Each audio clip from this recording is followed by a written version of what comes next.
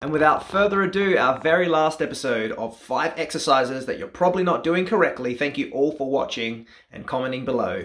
Number 5, we have the kettlebell swing. This is very important. I hope you're all doing this one. If you want a program to be able to implement this, please let me know below.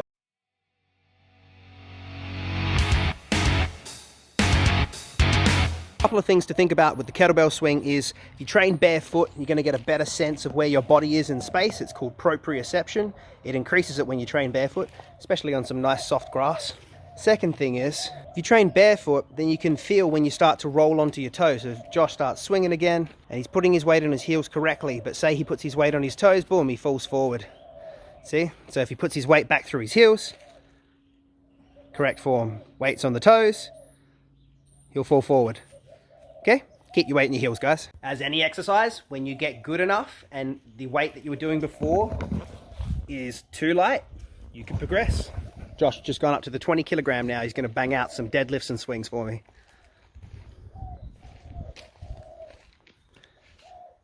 Remember, if the weight goes up and you can't maintain good form, you need to stay at that weight and increase your reps. Josh can handle this weight quite fine. But it was from doing a lot of work with that little green guy there, the 12 kilo. That built him the base to be able to now swing the 20, no problems. And as you can see, the weight's heavier, so Josh is having to really extend his hip nice and hard, flex his glutes,